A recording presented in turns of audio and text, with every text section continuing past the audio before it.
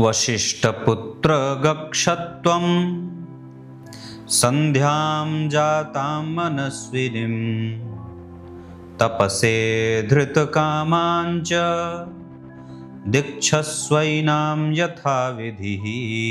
प्रिय दर्शकों नमस्कार, एक बार फिर से उपस्थित हूँ आप सबके सामने। आज गुरुवार के कार्यक्रम में एकदम बिल्कुल ही स्पष्टतया जन्म कुंडली के द्वितीय और जन्म कुंडली के 12वें भाव से आपका परिचय करा देता हूं।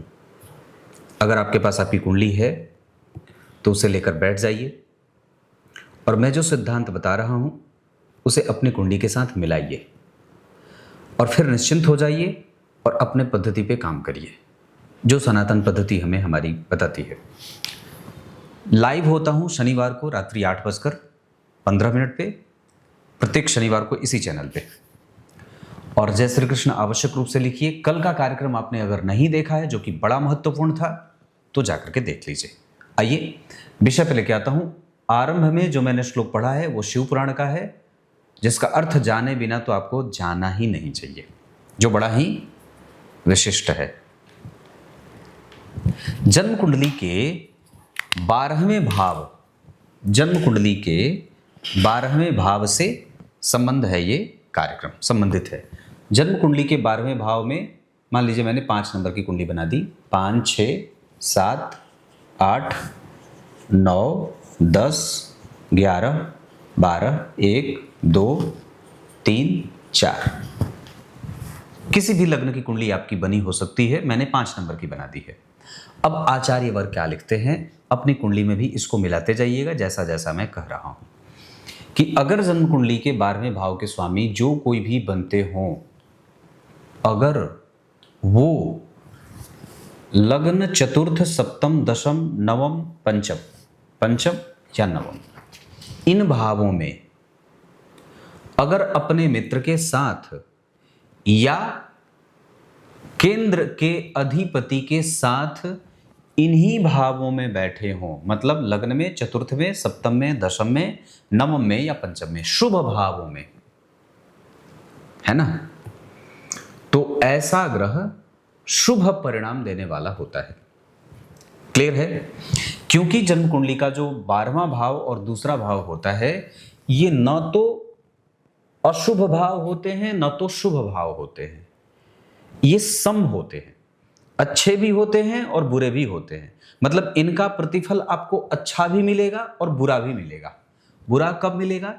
जब 12वें और दूसरे भाव के स्वामी अपने शत्रु की राशि में हो या त्रिकोण या केंद्र में न बैठे हों, है ना, त्रिकोण या केंद्र में न बैठे हों, या तो अष्टम में हो, या तो छठे में हो, या तो 12वें में हो, या तीसरे में हो, या एकादश में हो।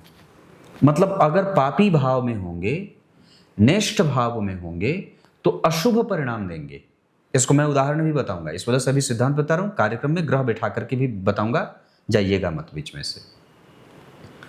और अगर वो शत्रु की राशि में बैठे हैं तो अशुभ परिणाम देंगे। शुभ राशि में शुभ ग्रह के साथ तो शुभ फल, अशुभ राशि में अशुभ भाव में अशुभ ग्रह के साथ तो अशुभ फल। अब इसको समझते हैं। जैसे मैंने 5 नंबर की कुंडली बनाई थी, अब 12वें भाव के स्वामी हो गए चंद्रमा। लेकिन एक बात और भी है कि चंद्रमा और सूर्य ये दो ऐसे ग्रह हैं जो एक एक भावों के स्वामी होते हैं। इसके अतिरिक्त जितने भी ग्रह होते हैं वो सब 2-2 ग्रहों के स्वामी होते हैं, 2-2 भावों के स्वामी होते हैं, 2-2 राशियों के स्वामी होते हैं। तो चंद्रमा या सूर्य जो कोई भी जन्म कुंडली के 12वें भाव का स्वामी होगा वो अशुभ या शुभ दोनों में से नहीं, वो शुभ ही होगा, वो अच्छा ही परिणाम देगा, वो बुरा परिणाम नहीं देगा। हाँ, नेचुरली वो ज्यादा शुभ परिणाम देगा, अशुभ परिणाम कम देगा। चंद्रमा या सूर्य अगर 12वें भाव के स्वामी बनते हैं तो, क्योंकि ये बहुत तीव्र गति से मारने का काम नहीं करते, ये मारक दोष भी इन पे कम लगता है। अगर द्वितीय भाव के स्वामी चंद्रमा हो या द्वितीय भाव के स्वामी सूर्य बनते हो तो उन पे मारक दोष कम लगेगा। क्लियर है? वो मारक दोष से युक्त उतने नहीं होंगे जितने कि बाकी के अन्य ग्रह। तो ये तो आपको सिद्धांत जानना ही था। पर मान लीजिए कि जन्म कुंडली के द्वितीय भाव की ही हम चर्चा अगर कर रहे हों तो द्वितीय भाव के स्वामी अगर बुध हैं, अगर वो जन्म कुंडली के 9वें भाव में बैठे हैं तो सूर्य के साथ, शुक्र के साथ, मंगल के साथ या शनि के साथ, क्योंकि ये केंद्र भाव के स्वामी हैं। और इनके ही साथ अगर शनि के साथ, बुध के साथ, जो भी बुध अगर बैठ जाते हो केंद्र के स्वामी के साथ या पंचम भाव के स्वामी के साथ ही यहां बैठ जाते हो, तब ये बुध शुभ परिणाम देने वाले बनेंगे। एक बार फिर से बताता हूं, अगर जन्म कुंडली के द्वितीय भाव के स्वामी पंचम, नवम या केंद्र के किसी भाव के स्वामी के साथ अगर इन्हीं भावों में बैठे हों, केंद्र में ही बैठे हों या त्रिकोण में बैठे हों, तो वो शुभ परिणाम देने वाले होते हैं। लेकिन अगर मान लीजिए आपकी कुंडली का कोई भी ग्रह अगर शुक्र के साथ बैठता है, जो कि केंद्र के साथ पापक भाव के भी स्वामी होते हैं, तो ये दोषयुक्त। अब यहां पे मान लीजिए शुक्र के साथ अगर ग्रह बैठेगा तो थोड़े विषम और थोड़े सम दोनों ही तरीके का संतुलित परिणाम देगा। अगर वो चंद्रमा के साथ बैठेंगे तो शत्रुगत हो गए, तो ये शत्रु के जैसे परिणाम करने वाले होंगे। अगर ये गुरु के साथ बैठे हैं, जो कि अष्टमेश के साथ साथ पंचमेश भी होते हैं, तो थोड़ा दोष यहां इनको भी लगेगा। लेकिन चूंकि शुभ भाव में अगर बैठेंगे तो अच्छे परिणामों की अधिकता ज्यादा होगी। एक बार फिर से आपको बताता हूं, मान लीजिए अगर ये बुध जन्म कुंडली में शनि के साथ जन्म कुंडली में बैठ गए, जो कि छठवें और सातवें भाव के स्वामी होते हैं, और अगर ये बुध छठवें और सातवें भाव के स्वामी के साथ इसी भाव में बैठ जाते हैं, तो ये अशुभ परिणाम देने वाले होंगे। क्योंकि ये अशुभ भाव है, इस वजह से ये अशुभ परिणाम देने वाले हो जाएंगे। द्वितीय भाव के स्वामी अपने मित्र के साथ बैठे हैं, लेकिन अशुभ भाव में मारक ग्रह के साथ बैठे हैं। शनि इस लग्न की कुंडली के लिए मारक होते हैं, इस वजह से बुध यहां मारक ग्रह के भांति परिणाम करने वाले ग्रह हो जाएंगे। अब समझ में आ गई होगी बात। अब एक दूसरा लग्न बना करके तब आप लोगों को समझा देता हूं, तब ज्यादा समझ में आ जाएगा और भी स्पष्ट हो जाएगा। मान लीजिए मैं किसी जातक की कुंडली पे ये सूत्र लागू करना चाहता हूं या देखना चाहता हूं, और मैंने कुंडली बना दी 10 नंबर की, नहीं 10 नंबर की नहीं, मैं इन्हें 1 नंबर का बना देता हूं। काल पुरुष की कुंडली बना लेते हैं। 5, 6, 7, 8, 9, 10, 11, 12। अब विचार करिए, तो 12वें भाव के स्वामी देवगुरु बृहस्पति हुए, और अगर वो जन्म कुंडली के अष्टम भाव में बैठे हैं और यहां वो बुध के साथ बैठ गए, जो बुध कौन थे? तीसरे और छठवें भाव के स्वामी। तो अब ये 12वें भाव के स्वामी शुभग्रह थे, लेकिन अशुभ भाव में बैठे हैं और अब अशुभ भाव के स्वामी के साथ बैठे हैं।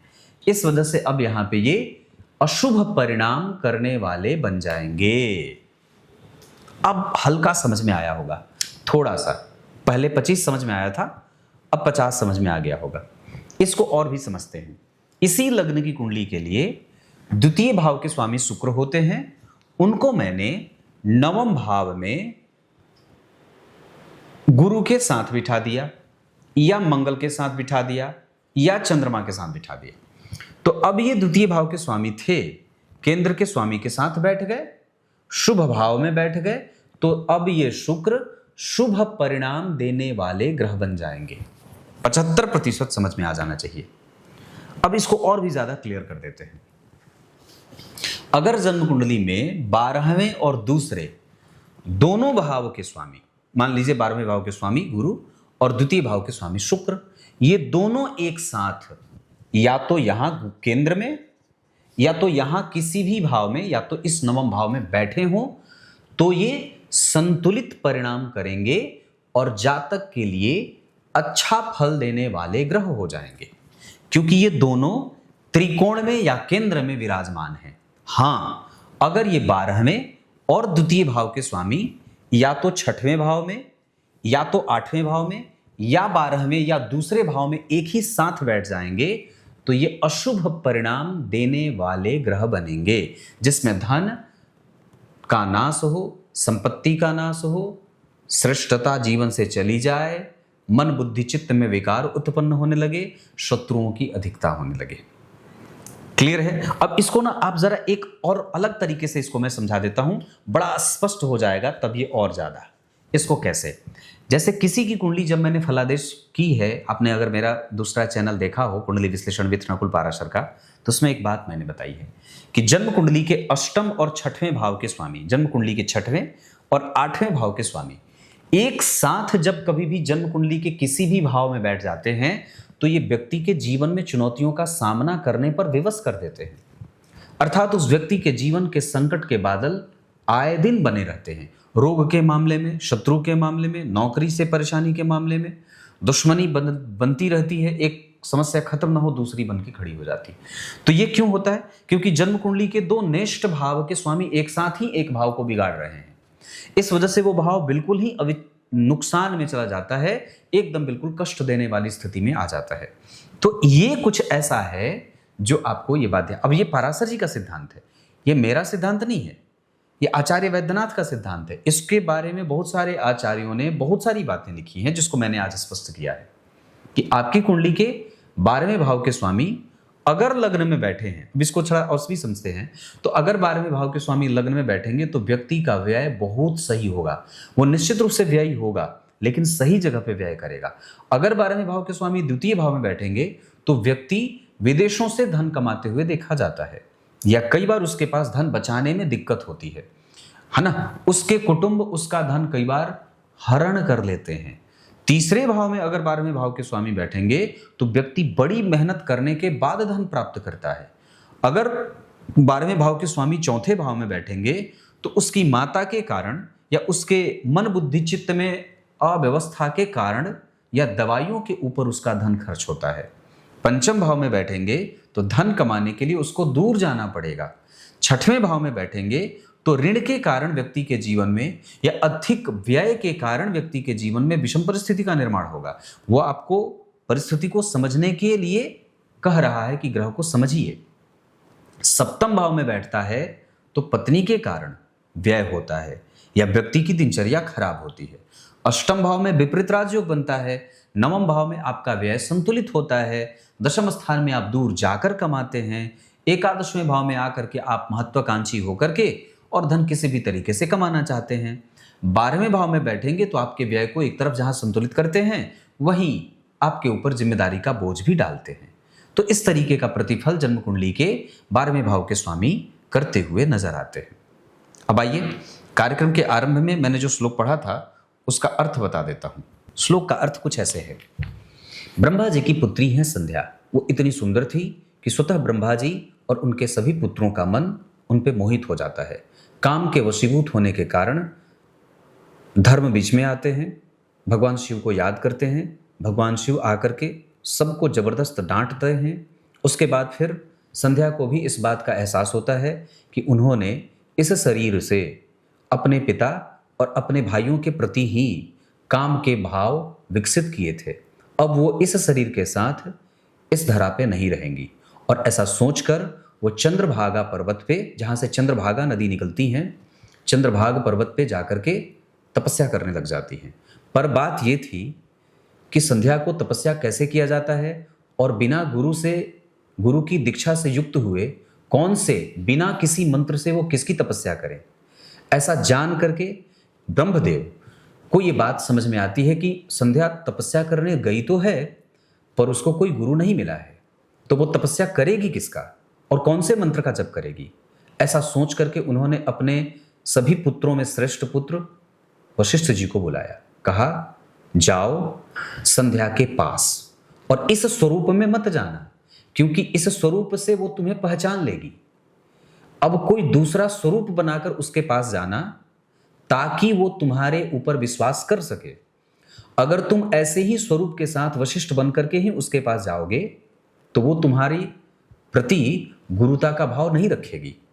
इस वजह से कि उसकी ऊर्जा नष्ट न हो और वो निश्चित रूप से तपस्या में लीन हो और अपने दूसरे जन्म को स्वीकार करे, तुम उसे गुरु दीक्षा दो।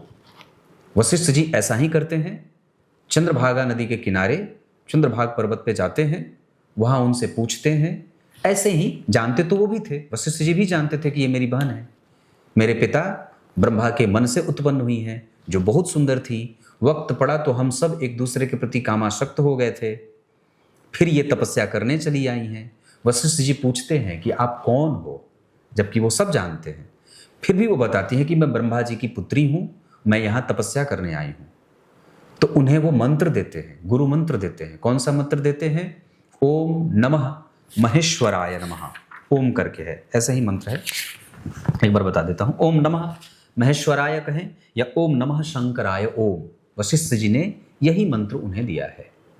और तब जाकर के संध्या इस मंत्र का वर्ण करती हैं, इसी मंत्र से तपस्या करती हैं, भगवान शिव को प्रसन्न करती हैं, और बाद की कथा आगे कल सुनेंगे।